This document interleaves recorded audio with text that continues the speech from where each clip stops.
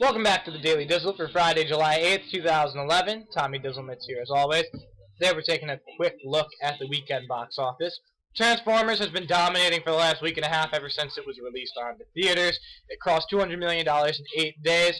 Only blockbusters to do so quicker did it in 5 days. So it's still in very good company. You know, second place for huge blockbuster standards is still making a lot of money. But at this point, now it's the question of how big of a drop it's going to have. Is it going to be like the first Transformers where the drops are, within the blockbuster norms? Or is it going to be like the second Transformers where it drops over 60% in its second weekend because of bad word of mouth? Well, luckily, a lot of people are putting this one on the same level as the first one. So a lot of people are going back and seeing it, or at least telling everyone else they know, okay, if you didn't like the second one, you have to see the third one. It's good. So combine the fact that it's a blockbuster, summer blockbuster, they can usually drop over 50% a weekend. And add in the fact that if you're a 3D movie that's a summer blockbuster, you're dropping between 50 and 60% at least. Just ask Green Lantern, just ask Cars 2. Just ask any of the movies that have come out this summer that have not done as well as expected. Kung Fu Panda 2 and Pirates of the Caribbean included. But you're looking at it from the perspective of like Avatar, a movie that was made for 3D that actually uses 3D that's not a cheap cash-in, which Transformers as much of a cheap cash-in as it is, considering it's just a giant commercial for the Transformers toys. But since it's not a converted movie like Green Lantern, it's not a cheap, oh, let's do it at the last minute 3D.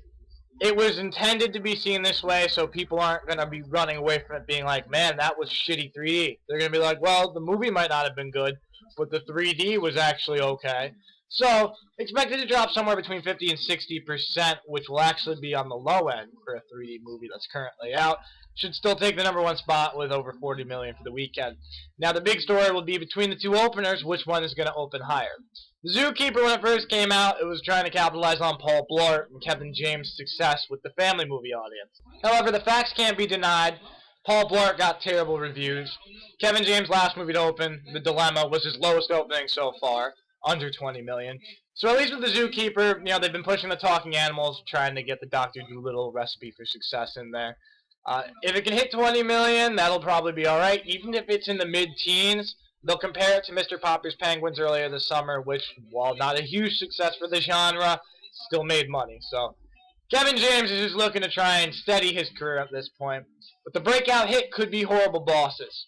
What an amazing cast. Jason Sudeikis, Charlie Day, Jason Bateman, Jennifer Aniston, Jamie Foxx, Colin Farrell, and Kevin Spacey in a dark comedy.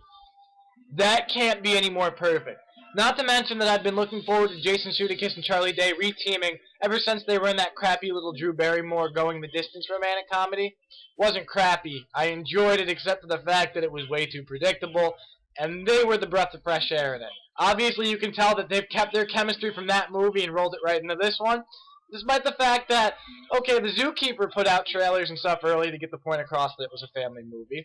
But Horrible Bosses didn't put out much at first, which people were like, well, it's a dark comedy and they're not showing much that it's a comedy. It sounds like it could be a serious movie.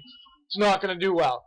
Now that the commercials have started in the last 2 or 3 weeks, it's showing that everyone's on their A game. And it might be one of the breakout hits of the summer, even with all the other R-rated comedies that have come out. So you can expect Horrible Bosses to do about $20 million as well. Either one of those could do a lot bigger or a little bit smaller than projected.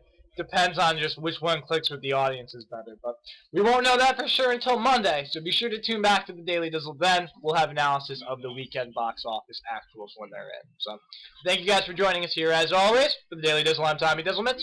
We'll see you back here on Monday. Enjoy your weekend.